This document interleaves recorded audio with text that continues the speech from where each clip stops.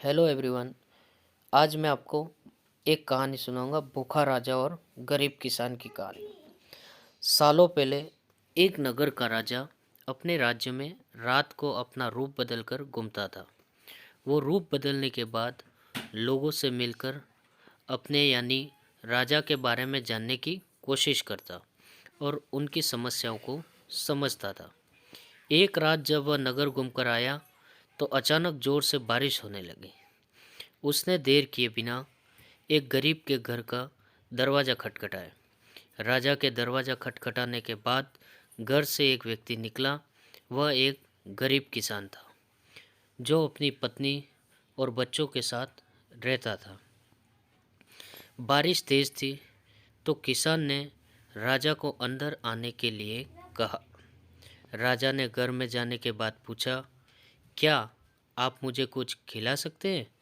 मुझे बहुत तेज भूख लगी है। वो गरीब किसान और उसका परिवार 3 दिनों से भूखा था और उसके घर में एक भी दाना अन्न का नहीं था। किसान के मन में हुआ कि भले ही हम भूखे हैं, लेकिन अपने अतिथि को यूं भूखा नहीं रख सकते। अब किसान ये सोच सोच कर बेचैन हो गया कि अपने अतिथि का पेट कैसे भरा जाए।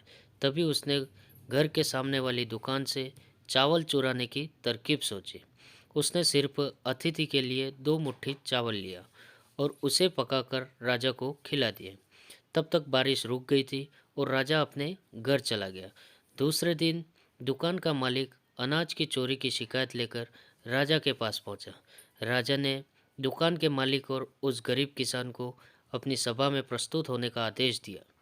सबसे पहले सभा में पहुंचे किसान ने राजा के सामने जाकर अपनी चोरी का इल्ज़ाम कबूल कर लिया और बीती हुई रात की पूरी बात राजा को बता दी। किसान राजा से कहता है कि मैंने चोरी की है, लेकिन मेरे परिवार ने उस अनाज का एक निवाला भी नहीं खाया। गरीब किसान की बातें सुनकर राजा बहुत दुखी हुआ। उसने किसान को बताया कि अतिथि के रूप में मैं स्वयं तुम्हारे घर आया था। इसके बाद राजा ने सभा में पहुंचे दुकानदार से पूछा कि क्या आपने अपने पड़ोसी को चोरी करते हुए देखा था? दुकानदार ने जवाब दिया कि हाँ, मैंने इसे रात में चोरी करते हुए देखा था। दुकानदार की बात सुनने के बाद राजा कहता है कि इस चोरी के लिए मैं पहले जिम्मेदार हूँ और फिर दूसरा तुम हो, क्योंकि तुमने अपने पड़ोसी को अनाज की चोरी करते हुए देखा मगर कभी उसके भूखे परिवार को नहीं देखा। तुम अपने पड़ोसी होने का धर्म बिल्कुल निभा नहीं पाए। इतना कहने के बाद राजा ने दुकानदार को सभा से जाने के लिए कह दिया और किसान की अतिथि निष्ठा भाव को देखकर उसे 1000 सोने के सिक्के इनाम के रूप में दे दिया।